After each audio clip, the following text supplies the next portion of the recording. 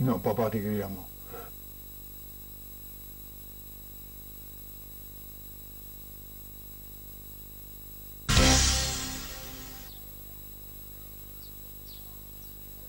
Est-ce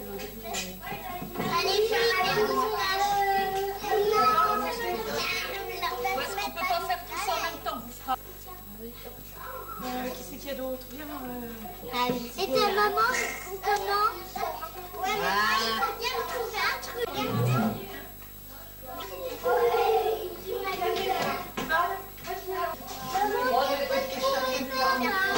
Ça va.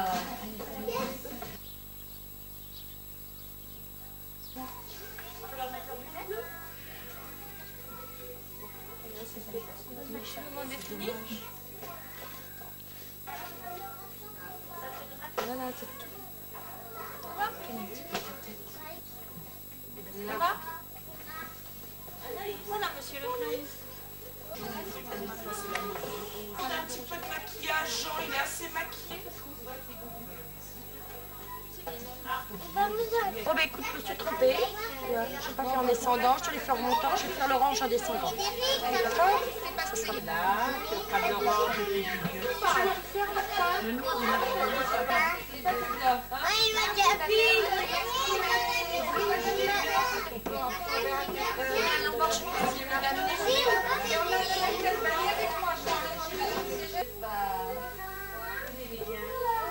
Par là. Viens voir Laura mettre ton masque. Et regarde, Sophie, les bras. La Sophie. Laura. Lucas. Et nous, on va mettre dans la caisse là-bas. Tu me laisses passer?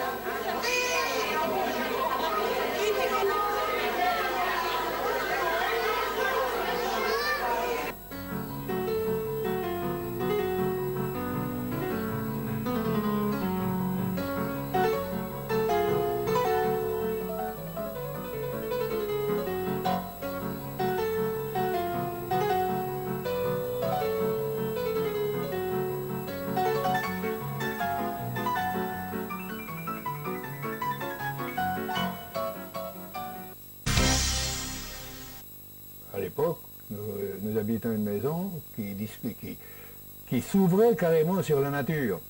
Et tous les soirs, il venait de nombreux papillons à la fenêtre. Alors j'en avais trouvé quelques-uns comme ça, et un jour, il y en avait un qui était un peu plus beau que les autres, c'était une liquénée bleue du reste. Et cette liquénée bleue-là, il l'a portée à son professeur, qui en était charmé, et c'est de là que c'est parti. Je les ai surtout ramassés à l'origine d'Andieu. Dieu et en ce moment. Hein. Il y avait certaines espèces qui existent en ce moment et qu'on ne trouvait pas à Dieu. Notamment les apaturas, les grands sylvains, ces papillons-là, on les trouvait que dans une allée forestière à Oncemont. J'ai appris à les étendre, à les étaler, etc. D'ailleurs, un papillon, quand vous l'attrapez, hein, vous lui serrez le thorax de façon à l'estourbir. Hein. Et quand vous les ramenez chez vous, si vous l'avez mis dans un bocal, par exemple un bocal au cyanure, comme j'en avais à cette époque-là, si vous l'avez mis dans un bocal au cyanure, il faut le réveiller parce qu'il a les deux ailes raplaties. Hein. Il faut l'étaler pour l'avoir dans la position. Là. Alors pour l'étaler, bon, ben, on fait des planchettes, soit en polystyrène, soit en liège, etc. Et on étale le papillon. Les derniers que j'ai attrapés, c'est en 86, en Guyane. Et il y avait, à Djibouti, il y avait un endroit, un espèce de jardin, à l'extrême, et puis c'est là qu'on pouvait en chasser, mais avec autorisation, quand même. Bon, mais les papillons, normalement, on les voit sur le coup de 10 h du matin, surtout. Enfin, quand il y a du beau soleil, c'est meilleur. Hein. Mais vous avez certains papillons de France, des papillons de jour, que vous ne trouvez que dans les allées sombres. Hein, dans les allées forestières sombres. Hein, vous les voyez, ils volent presque au ras de terre. Maintenant, vous en avez qui ne sortent qu'à une certaine époque. Par exemple, en Guyane, vous avez les morphos qui ne sortent, eux, qu'entre 11 h et midi. Hein? 1 heure. Et vous envoyez, si vous envoyez une dizaine ou une douzaine sur les pistes, parce que ce sont des pistes, c'est à Saint-Jean-du-Maroni, c'est tout de suite les pistes de la forêt vierge. Hein? Quand vous sortez d'une maison, je vois chez le fils, vous sortiez de la maison, 10 mètres plus loin, c'était la forêt vierge. Vous voyez? Et ces papillons-là, vous les voyez sortir, et il vous faut de la patience, vous les voyez sortir dans la piste, hein, et évidemment, si vous le manquez, rentrez immédiatement en forêt, il est foutu, hein, parce que les ailes seront écornées, etc.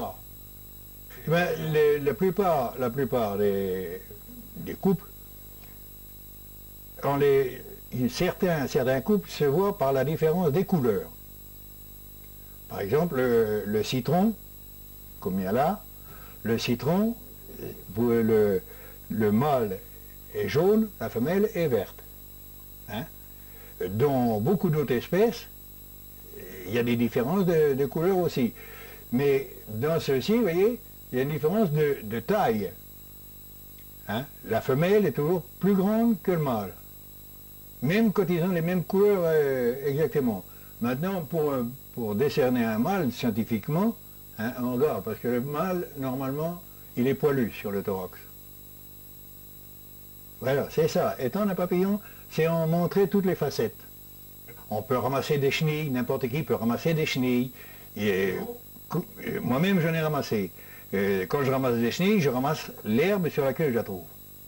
Hein? Jamais, soit dans un bocal avec un tissu par-dessus ou soit dans un aquarium, en essayant de reconstituer le biotope où la chenille a été trouvée. Hein.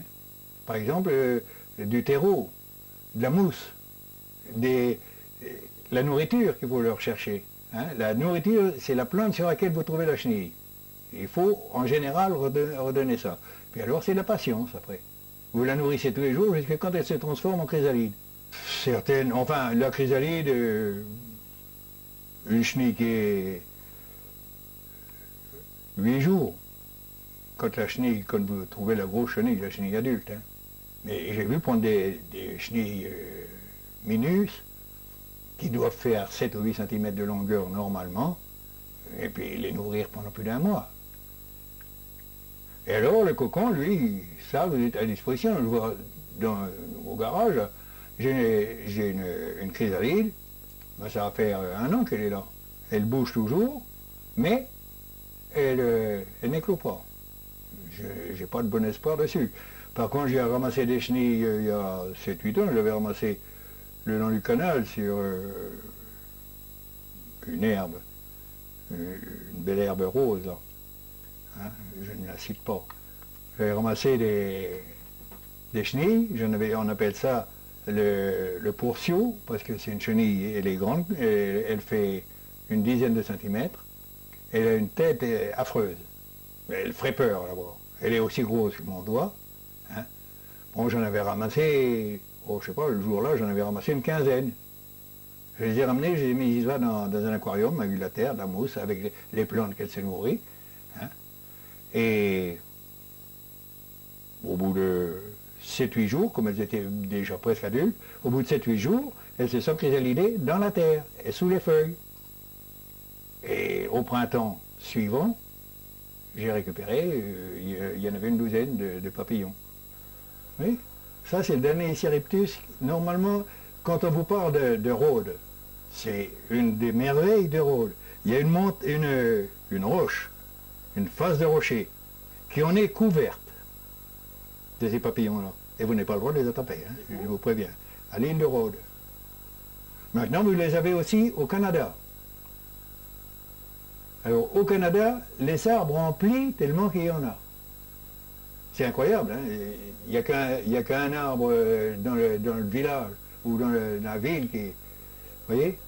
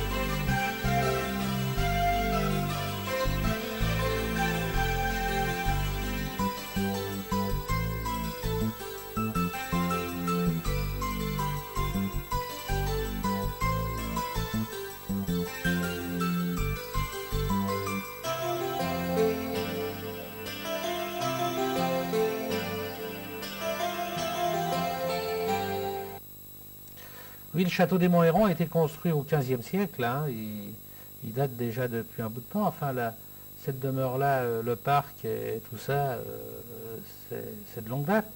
Mais le château a été détruit au siècle dernier. On ne sait pas comment. Ce château-là a été reconstruit entre 1857 et 1859. Donc, il est 140 ans pour un château, c'est pas vieux. Hein. Il n'y en a pas beaucoup qui ont cet âge-là. C'est les derniers qui ont été refaits. Voilà. Donc nous avons acheté en 85 et on est ouvert depuis 89. Donc beaucoup de touristes, plus de 40 nationalités différentes par an.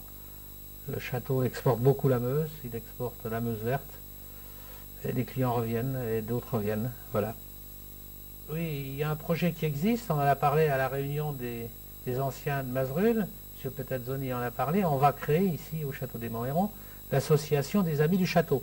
Donc son objet sera de faire connaître aux touristes de proximité, Nancy, Metz, Reims, le Château des Monts-Hérons. Donc le parc sera ouvert au public, les gens pourront se promener dans le parc, voilà. Donc on va dans le bon sens.